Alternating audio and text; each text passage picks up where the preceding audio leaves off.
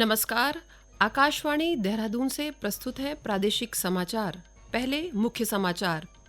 राज्य की महत्वपूर्ण वेब एप्लीकेशंस और डेटा की सुरक्षा के लिए सरकार ने नियर डिजास्टर रिकवरी साइट का शुभारंभ किया। केंद्र सरकार पीएम सूर्यघर मुफ्त बिजली योजना के तहत मार्च 2025 तक 10 लाख से ज्यादा रूफटॉप सोलर प्लांट लगाएगी। हरिद्वार जिला प्रशासन ने ग्राम स्वास्थ्य स्वच्छता और पोषण सुदृढ़ीकरण के लिए मिशन सशक्त अभियान शुरू किया और प्रदेश में 8 और 9 दिसंबर को बारिश तथा ऊंचाई वाले क्षेत्रों में बर्फबारी की संभावना। समाचार प्रभात के साथ मैं स्वाति कपिल और अब समाचार विस्तार से। राज्य सरकार की महत्वपूर्ण वेब एप्लीकेशंस और डेटा की सुरक्षा के लिए नियर डिजास्टर रिकवरी साइट शुरू की गई है। सूचना प्रौद्योगिकी सचिव नीतीश झा ने सचिवालय स्थित डेटा सेंटर में इसका शुभारंभ किया।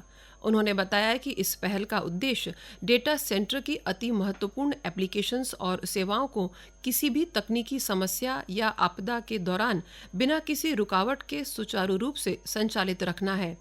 आईटी क्षेत्र में इस पहल को नवाचार का एक उत्कृष्ट उदाहरण बताते हुए श्री झा ने कहा कि यह व्यवस्था भविष्य में किसी भी आपदा या तकनीकी समस्या के दौरान महत्वपूर्ण एप्लीकेशन सेवाओं को कम से कम समय में रिकवर कर पुनर्स्थापित करने में सहायक सिद्ध होगी। गौरतलब है कि नियर डिजास्टर रिकवरी साइट में डेटा सेंटर की महत्वपूर्ण एप्लीकेशंस का 6 महीने तक का बैकअप उपलब्ध रहेगा। आईटीडीए ने इस सेटअप को बिना किसी अतिरिक्त लागत के तैयार किया है, जबकि बाजार में इस प्रकार की साइट डेवलपमेंट के कार्य की लागत लगभग 20 करोड़ रुपए तक आती है। केंद्र सरकार पीएम सूर्यघर मुफ्त बिजली योजना के अंतर्गत मार्च 2025 तक 10 लाख से ज्यादा रूफटॉप सोलर लगाने वाली है। नवीन और नवीकरणीय ऊर्जा मंत्रालय ने कहा कि इसके शुरू होने के 9 महीने के भीतर ही 6,30,000 रूफटॉप सोलर लगाए गए हैं।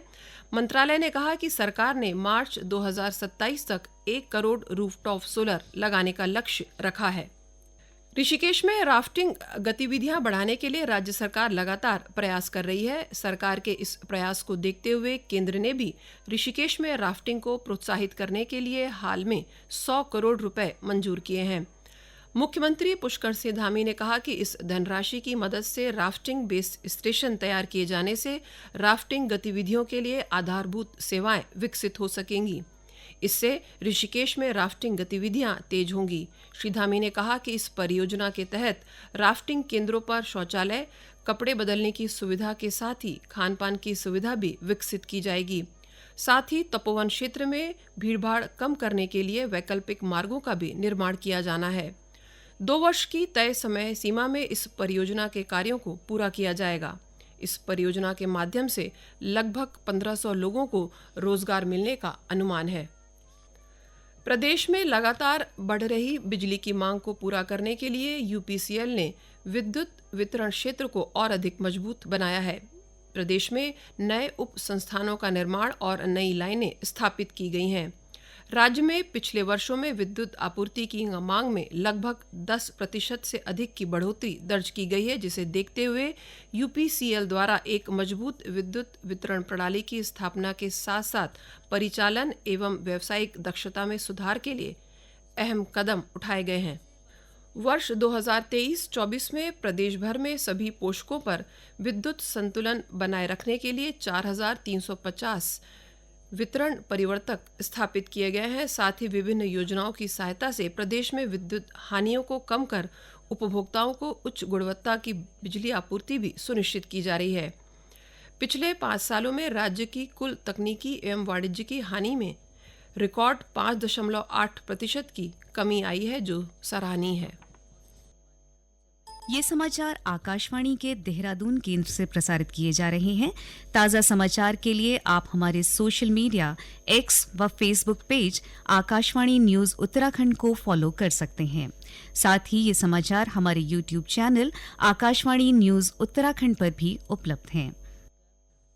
हरिद्वार जिला प्रशासन ने ग्राम स्वास्थ्य स्वच्छता एवं पोषण दिवस के सुदृढ़ीकरण को लेकर मिशन सशक्त अभियान शुरू किया है। अभियान से जिले के 10 लाख से अधिक लोग लाभान्वित होंगे।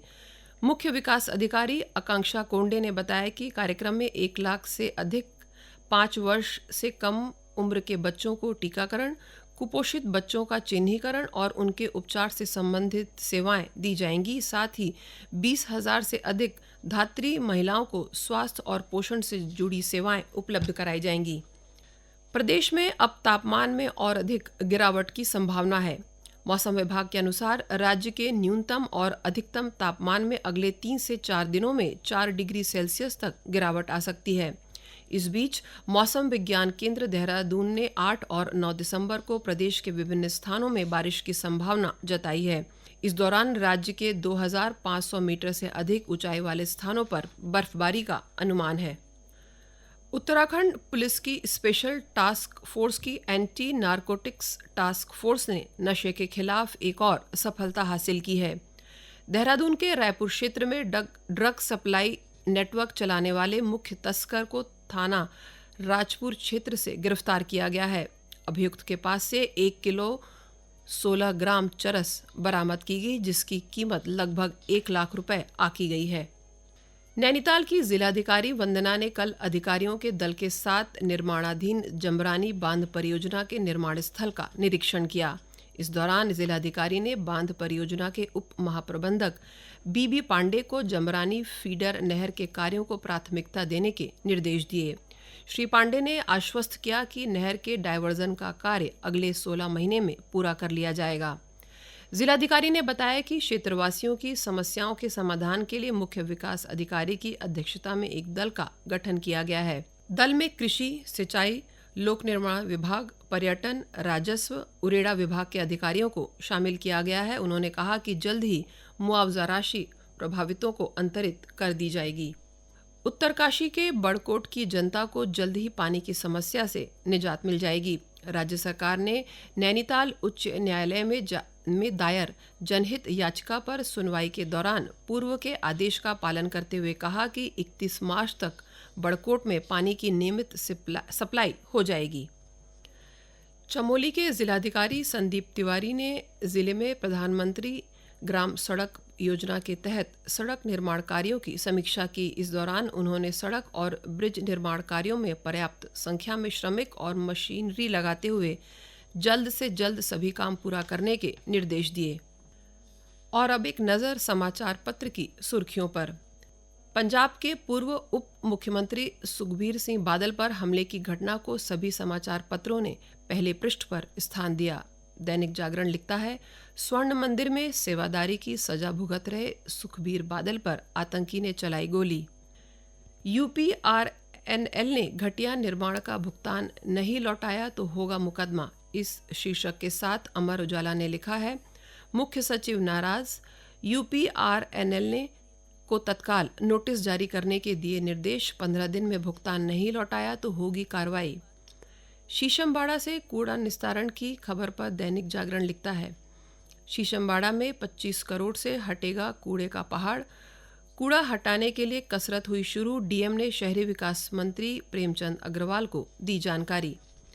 कारगी, आईएसबीटी और टर्नर रोड के जाम का समाधान होगा। इस शीर्षक के साथ हिंदुस्तान समाचार पत्र ने खबर दी है, जिलाधिकारी सविन बंसल ने ऋषिपर्णा सभागार में आईएसबीटी क्षेत्र में यातायात समस्या के समाधान को लेकर विभिन्न अधिकारियों के साथ की बैठक। ऋषिकेश में 100 करोड़ के लागत से बनेगा राफ्टिंग स्टेशन। इस खबर को पहले पृष्ठ पर स्थान देते हुए नवोदय टाइम्स लिखता है, राफ्टिंग स्थलों में ब्रह्मपुरी, शिवपुरी, मरीन ड्राइव, कोडियाला, लक्ष्मण झूला और जानकी झूले का किया जाएगा विकास। अंत में मुख्य समाचार एक बार फिर। राज्य की महत्वपूर्ण वेब एप्लीकेशन और डेटा की सुरक्षा के लिए सरकार ने नियर डिजास्टर रिकवरी साइट का शुभारंभ किया। केंद्र सरकार पीएम सूर्यघर मुफ्त बिजली योजना के तहत मार्च 2025 तक 10 लाख से ज़्यादा रूफटॉप सोलर प्लांट लगाएगी। हरिद्वार जिला प्रशासन ने ग्राम स्वास्थ्य स्वच्छता और पोषण के सुदृढ़ीकरण के लिए मिशन सशक्त अभियान शुरू किया और प्रदेश में 8 और 9 दिसंबर को बारिश तथा ऊंचाई वाले क्षेत्रों में बर्फबारी की संभावना। इसके साथ ही प्रादेशिक समाचारों का ये बुलेटिन समाप्त हुआ। नमस्कार।